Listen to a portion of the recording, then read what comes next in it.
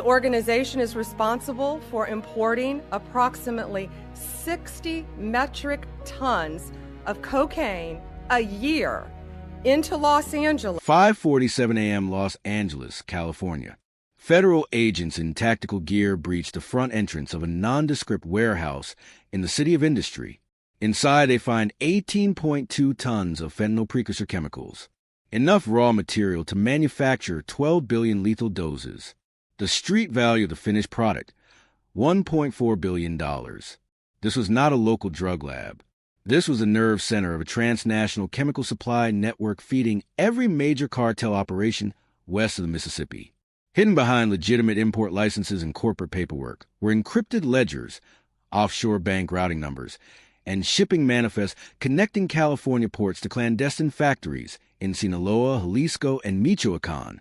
The operation had been running for 6 years. The mastermind behind it had never set foot in the United States. What federal investigators uncovered was not just a drug ring.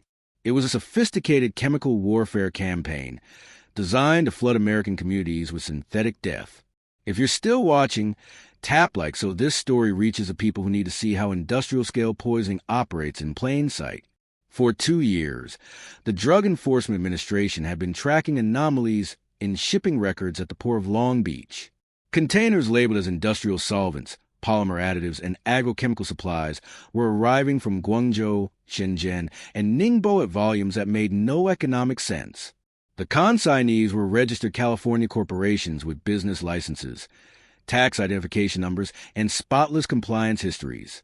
On paper, everything appeared legitimate, but DEA intelligence analysts noticed something unusual.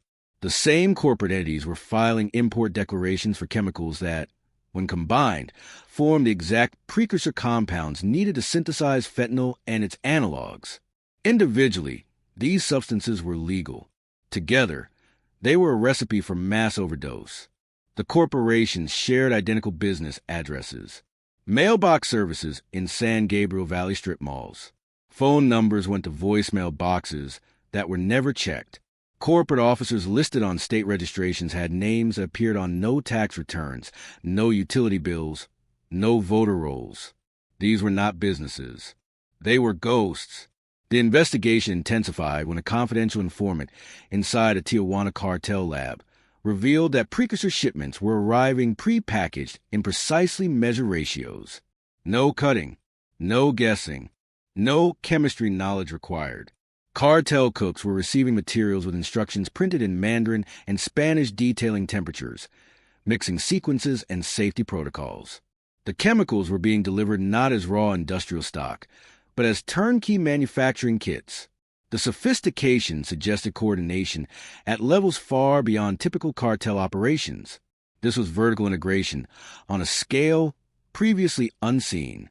Chinese chemical manufacturers were not just supplying Mexican cartels. They were engineering the entire synthetic opioid assembly line from molecule to distribution. Comment exposed below if you believe this network should face maximum penalties. Federal agents identified the architect behind the network through financial surveillance. His name was kept sealed in court documents, referred to only as Subject 1 in indictments. Intelligence reports identified him as a senior executive within a chemical conglomerate based in Wuhan, operating shell companies registered in Hong Kong, Singapore, and the British Virgin Islands. He controlled logistics networks that spanned 3 continents. Encrypted messaging intercepts revealed he communicated with cartel contacts using military-grade encryption. Never phone calls, never emails, only ephemeral platforms designed to leave no trace. His companies maintained legitimate export licenses from the Chinese government. His products were sold openly on Alibaba and global sources. But hidden inside these legal frameworks were dedicated teams who customized shipments specifically for clandestine drug manufacturing. The operation was not underground. It was embedded within the global chemical trade itself. Subject 1 employed a laundering architecture designed to be invisible. Payments from cartel clients were routed through cryptocurrency exchanges in Dubai, converted into USDT stablecoins, then transferred to Hong Kong-based trading accounts that purchased shares in mainland Chinese tech companies. Those shares were liquidated within 72 hours. proceeds were wired to manufacturing facilities labeled as operational expenses. The money passed through 14 jurisdictions before landing in accounts subject one controlled. No single transaction exceeded reporting thresholds. No entity appeared on sanctions lists. Every step complied with local banking regulations. The elegance of it was chilling. A billion-dollar criminal enterprise functioning within legal boundaries, exploiting the seams between international regulatory systems. In February of last year, DEA agents worked with Homeland Security investigations to execute a controlled delivery. A shipment of precursor chemicals cleared customs under surveillance and was tracked to a 40,000-square-foot warehouse in Riverside County. The facility was registered to a California LLC owned by a shell company in Delaware, which was owned by a trust in the Cayman Islands. Agents established perimeter surveillance, logging vehicle traffic, photographing individuals entering and exiting, recording license plates. Over 6 weeks, they documented 23 separate pickups, panel vans arriving after dark, loading pallets, departing within 30 minutes. None of the vehicles were registered to businesses. All were purchased through cash transactions at used car dealerships in Fontana and Ontario. The drivers had no criminal records. They were paid contractors, recruited through encrypted telegram channels, told only to move freight, never informed what they were transporting. This was compartmentalization at the operational level. Each participant knew only their piece, never the whole. If this shocks you, hit like now. Thermal imaging drones revealed the warehouse maintained climate control systems running 24 hours daily despite no manufacturing equipment on the premises.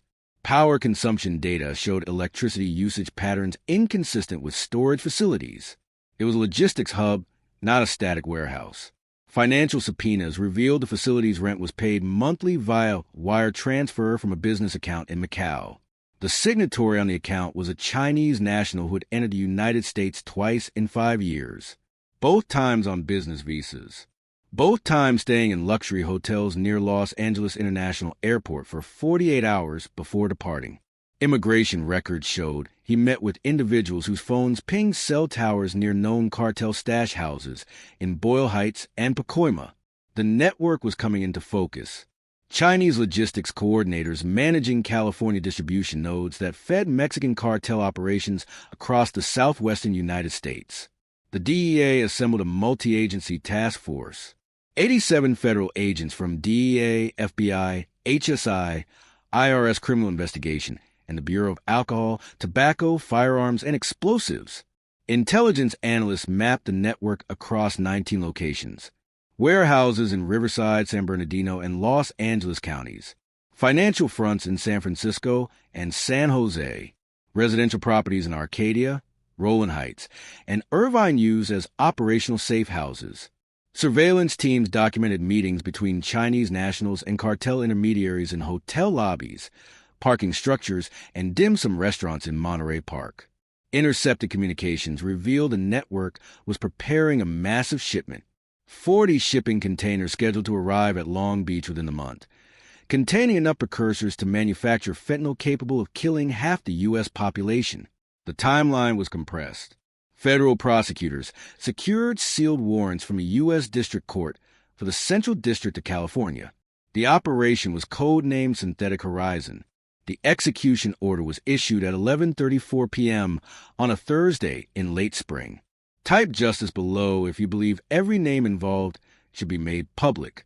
At 4:52 a.m. on a Friday morning, federal tactical teams launched simultaneous raids across 7 California counties. Battering rams struck warehouse doors in the City of Industry as helicopter rotors chopped through pre-dawn fog above the Inland Empire.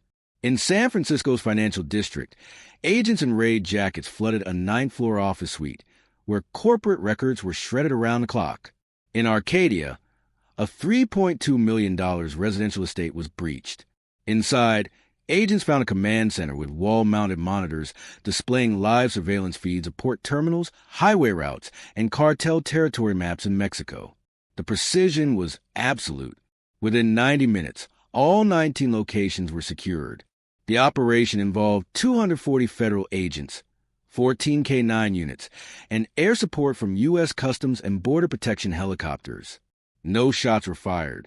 17 individuals were taken into custody without resistance. They had been caught so completely by surprise that encrypted phones were still unlocked, laptops still logged into offshore banking portals, ledgers still open on desks. What agents discovered inside the City of Industry warehouse redefined the scale. Pallets of white powder in industrial sacks lined the walls, each labeled in Mandarin characters with chemical compound designations. Field tests confirmed the substances for AP, NPP, and precursor analogs that when synthesized produce carfentanil and fentanyl. The total weight, 18.2 tons. Alongside the chemicals were 200 vacuum-sealed bricks of U.S. currency totaling $23 million, 3 hydraulic presses, 40 industrial mixing drums, and shipping documents showing the materials had arrived over previous 14 months through 11 separate container shipments.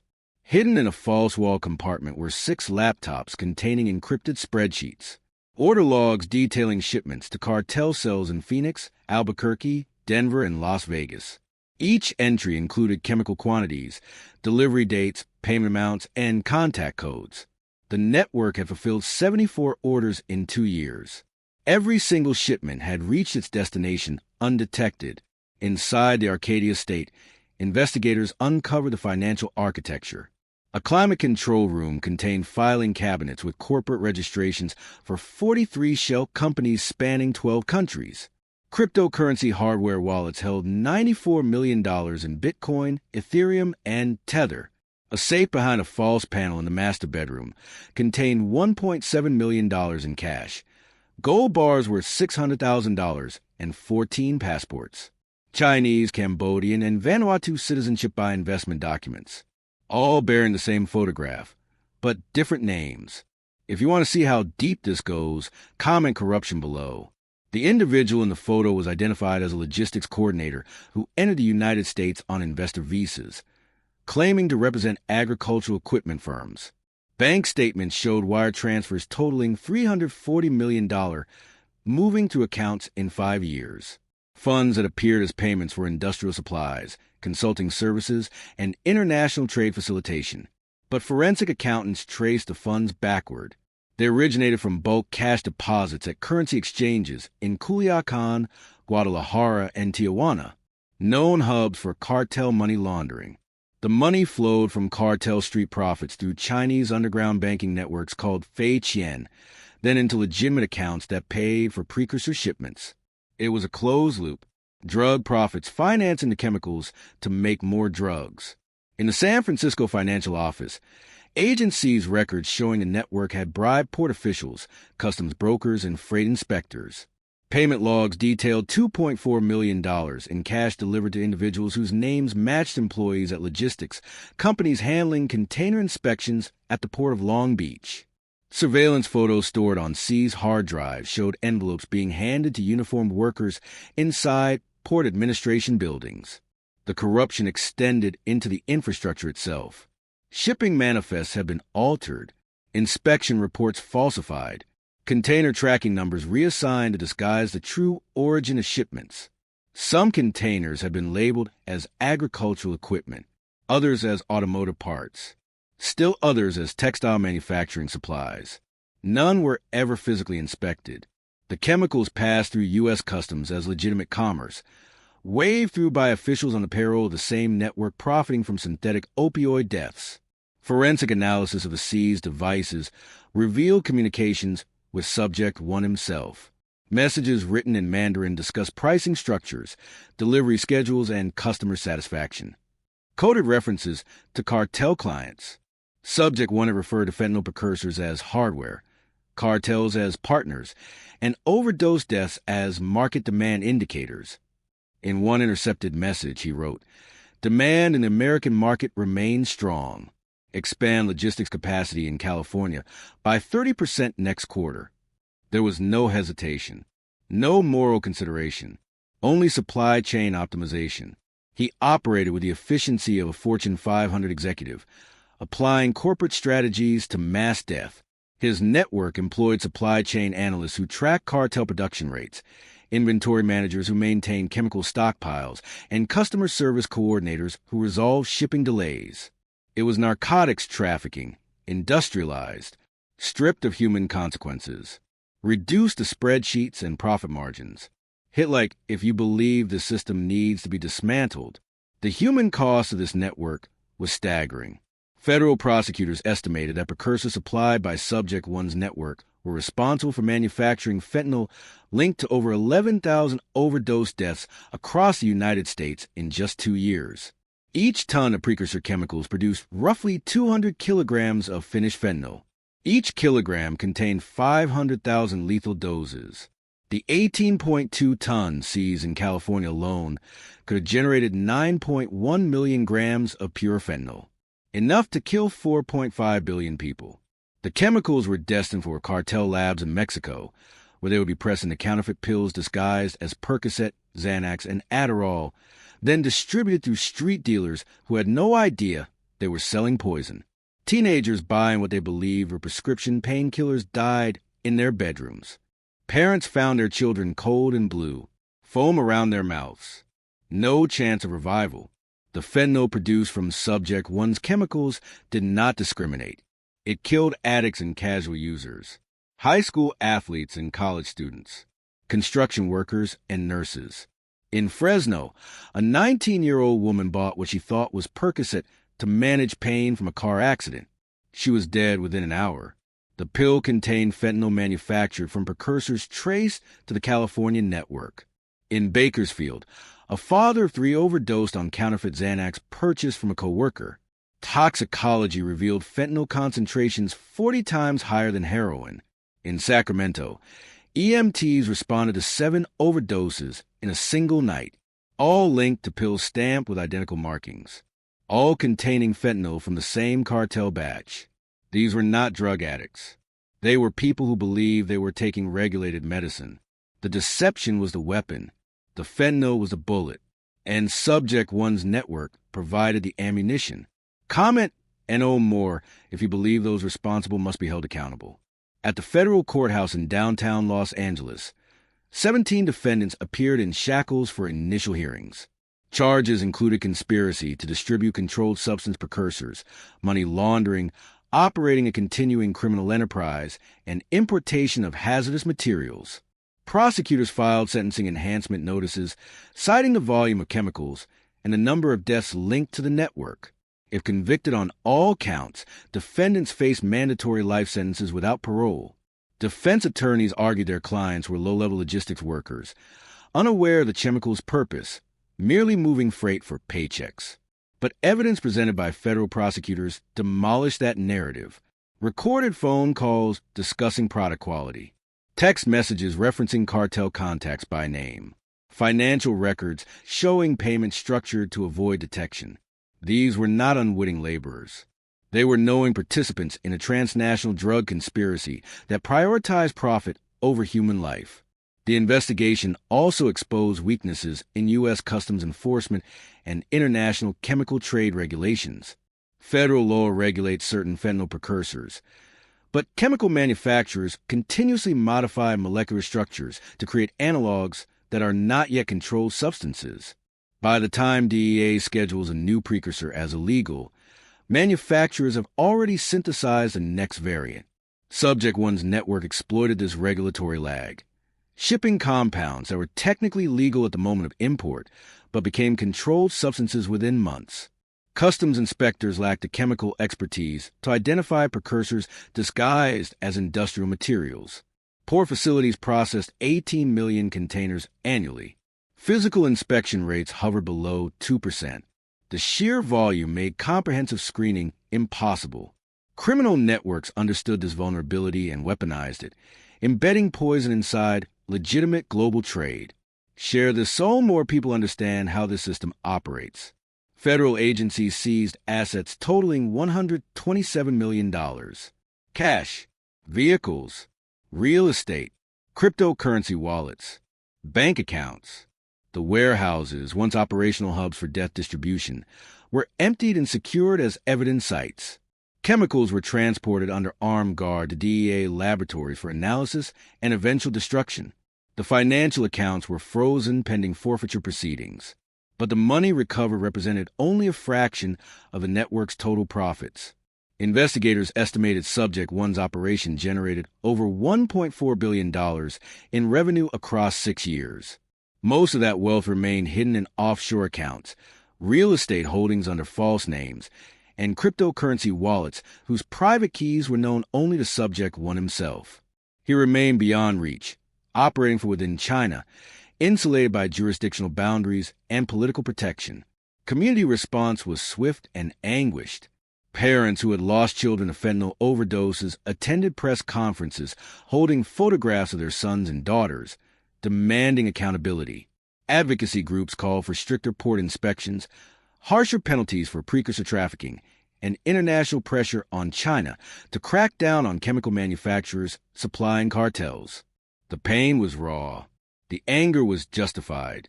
Trust in institutions weakened when communities realized the chemicals killing their children had been flowing through California ports for 6 years, while federal agencies struggled to coordinate investigations across jurisdictional boundaries. The system had failed, and people were dead because of it.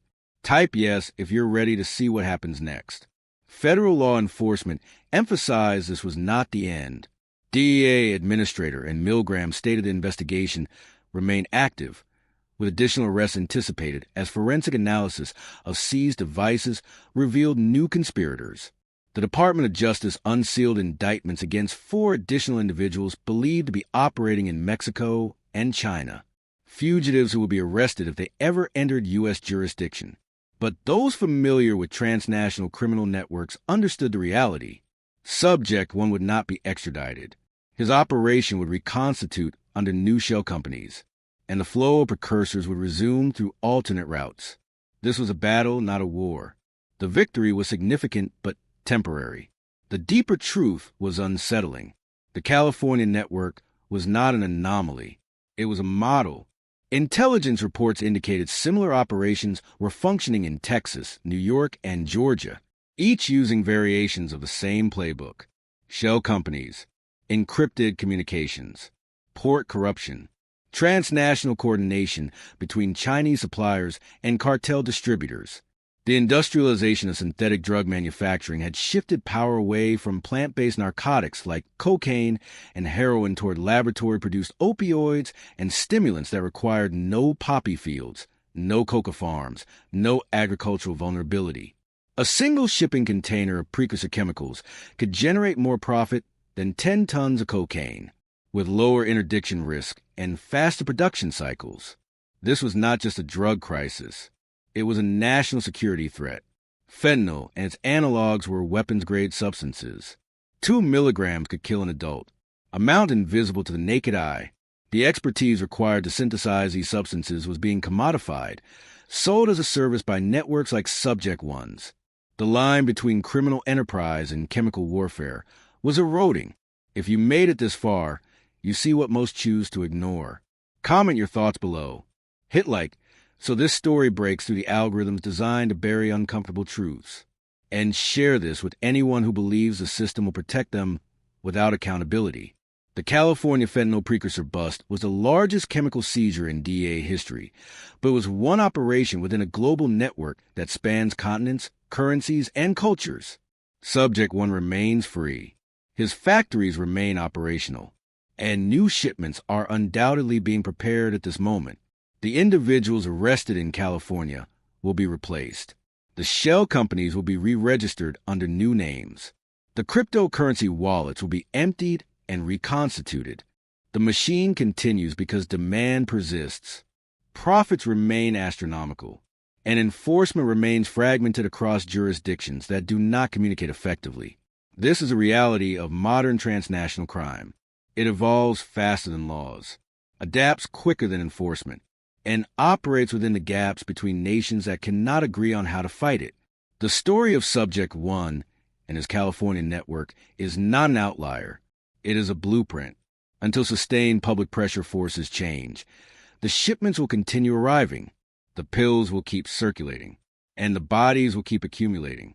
The 18.2 tons of precursor chemicals seized in California will never become fentanyl.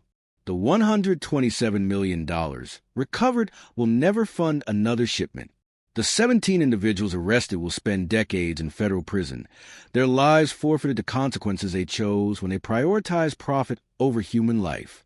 But somewhere in Wuhan, in a factory operating under legitimate licenses, workers are mixing the next batch of precursors. Somewhere in Guangzhou, a logistics coordinator is filing paperwork for the next container shipment. Somewhere in Los Angeles, a new shell company is being registered, a new warehouse leased, a new route planned. The network was damaged, but it was not destroyed. And as long as demand exists, as long as cartels need chemicals, and as long as suppliers like Subject 1 remain beyond the reach of justice, the cycle will continue. Hit subscribe so you don't miss what happens next. Share this video before it's buried. This is only the beginning. The fight continues. And it will take more than raids and arrests.